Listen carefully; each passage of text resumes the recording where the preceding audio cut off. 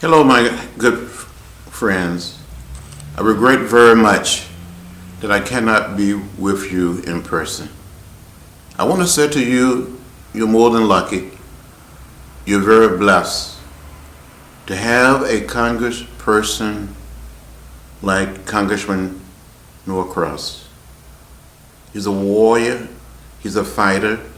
He stands up for what is right, for what is fair, and what is just. I want to thank your congressperson and each and every one of you for making it possible for me to say a few words.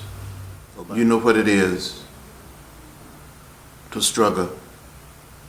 You know what it is to speak up for what is right, for what is fair, and what is just. You know the history of this great community. You know what people went through to build this wonderful place. It is like one family, one house, the American house. I've said over and over again that we're one people, we're one family. And as Dr. King said, we must learn to live together as brothers and sisters, that we will perish as fools. I grew up in rural Alabama, 50 miles from Montgomery, outside of a little place called Troy.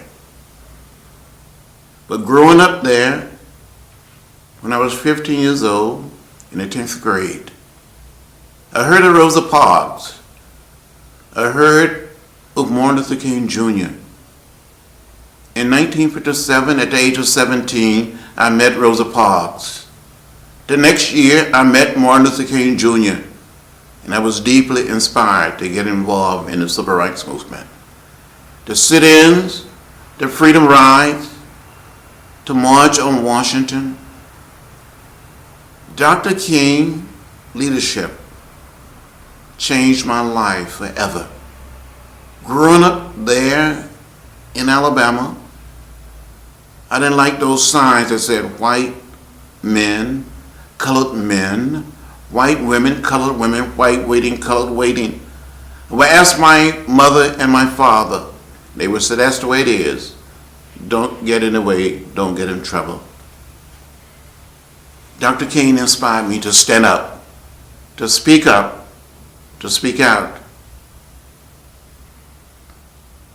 In Selma, Alabama, during the 60s, like so many other places in the South, not just Alabama, but in Mississippi, and 11 states of the old Confederacy, from Virginia to Texas, it was almost impossible for people of color to register to vote. On one occasion, a man was asked to continental of bubbles in a bar of soap, or the continental of jelly beans in a jar. In Selma, Alabama, in 1965, only 2.1% of blacks of voting age were registered to vote. There was one county between Selma and Montgomery, known as Lowndes County. The county was more than 80% African American. There was not a single registered African American voter in the county. People stood in unmovable lines. Black lawyers, black doctors, black high school principals and teachers could not register to vote. College professors could not register to vote. And we had to change that.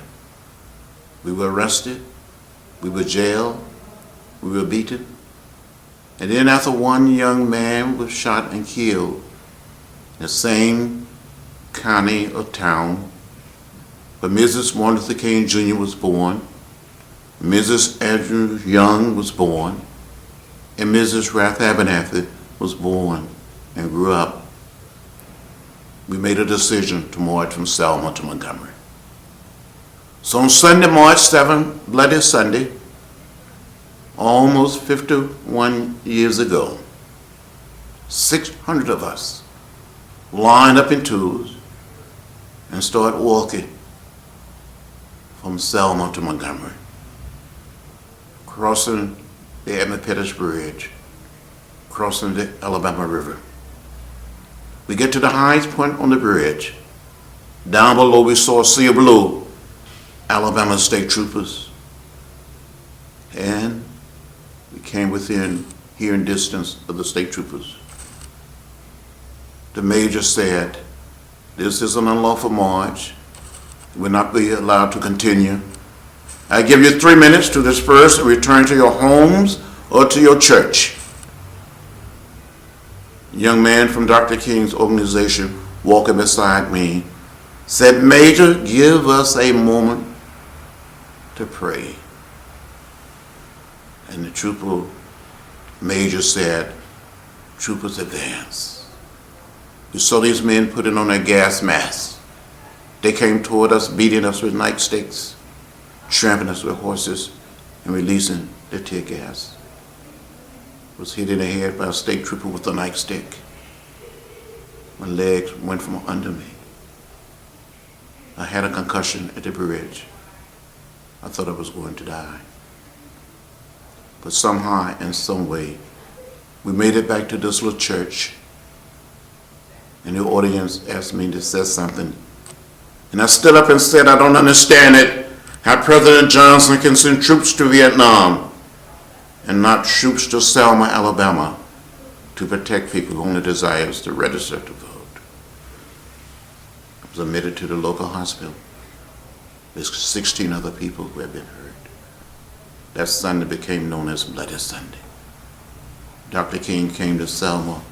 He visited us in the hospital and said, "Don't worry. We will make it from Selma to Montgomery." More than 1,000 priests, rabbis, and nuns came 2 days later and marched with us.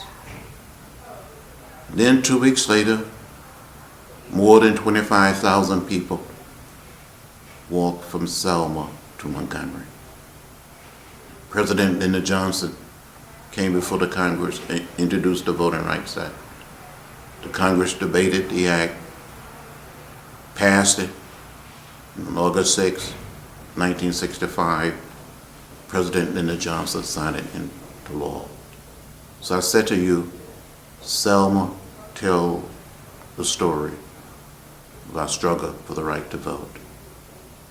So enjoy Selma. We still need to fix the Voting Rights Act.